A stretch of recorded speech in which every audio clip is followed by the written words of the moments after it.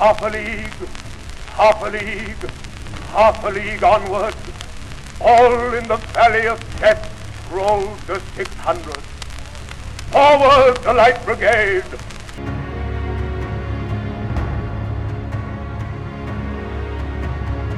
Hello and welcome back to the House of Wyvern.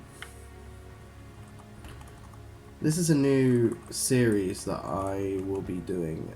It's going to be looking behind the lyrics, or basically looking into what the song is actually about, or go into more detail in case folk might want to learn.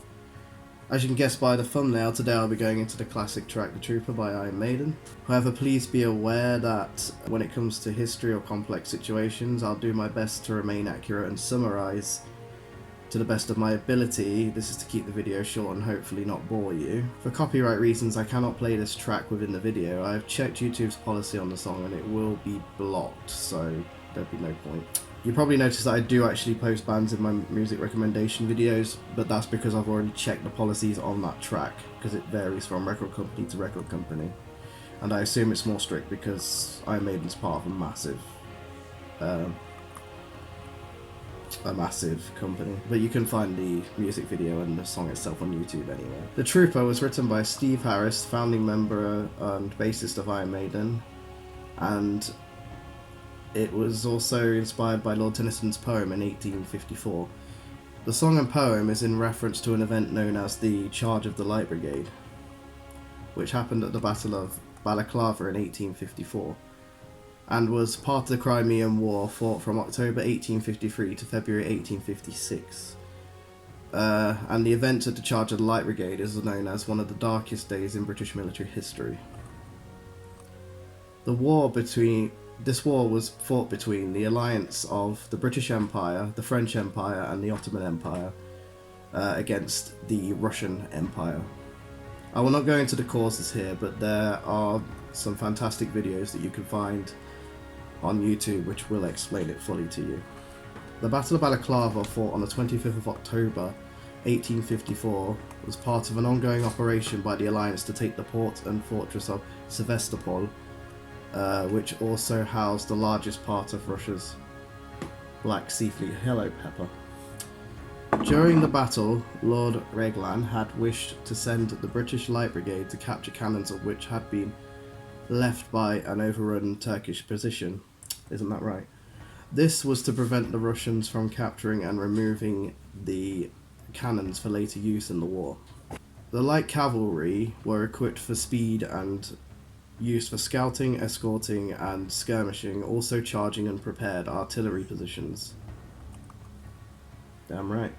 They wear very little armour, and they would use sabres and light swords, as opposed to the heavy shock cavalry, of which used armour, larger horses and larger swords.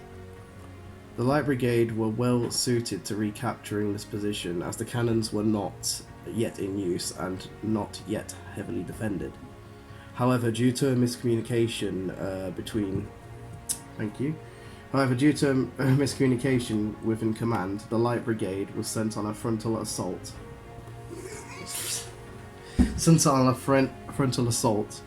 Against a different position that was well prepared, which is well defended and heavily prepared with cannon and infantry. And this was something the Light Brigade should never have been used for. As the Light Brigade charged across towards the wrong position, they were under fire from three sides, which caused the attack to take heavy losses instantly. Meanwhile, whilst they were on the way to their destination, a French light cavalry detachment had managed to charge and silence two cannon detachments and two infantry battalions to help the Light Brigade in their retreat. As the Light Brigade reached the cannons across the valley, they clashed with the Russian artillery men. Many tried to capture the Russian cannons, while others formed back up to try and attack a group of Russian cavalry that were positioned further behind the cannons. This caused the Russian cavalry to retreat to a nearby river.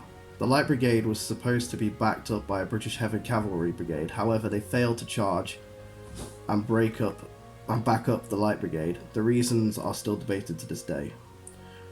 Upon the Russians noticing how vastly they outnumbered the surrounded British light brigade, they sent in from both sides of the valley 2 Lancer cavalry units to block the light brigade's escape. However, 2 groups of survivors managed to break through and escape this encirclement. It was at that point that once again the escaping light brigade came under heavy attacks from the valley sides as they made their way back to the British lines. Правда должна быть сказана. Перестрелка коснулся нас так же, как противника. Англичане сражались с потрясающей храбростью, и когда мы приблизились к них без оружия с раннего войска, они отказались сдаться. Продолжали сражаться до тех пор, пока земля не покрыла их же кровью. The whole event had taken around 20 minutes, and resulting losses were, on the British side, of 666 men known to have ridden in the charge. The sources can vary. 271 became casualties, 110 killed, 129 wounded, plus another 32 wounded and taken prisoner. Additionally, 375 horses were killed. Back into the song. The use of the galloping rhythm or triplets in this track are used to imply horses, as this is close to the sound of a galloping horse. It just gives the feel. Now I can see for Eddie that he was designed for this song. He is wearing a red uniform. Now it should be noted that the cavalry of the Light Brigade actually wore blue. But I can understand why they would do this, because the British red coat is far more iconic. Eddie does, however, indeed carry a light cavalry sabre. These were curved for the use of slashing, not stabbing.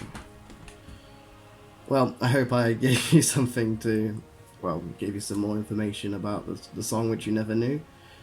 And I didn't mean to drag it out or anything, but I hope it was useful to you. If you liked the video, please comment. If you have any questions, please comment. And if you liked it, please like and subscribe. And I'll hopefully catch you later.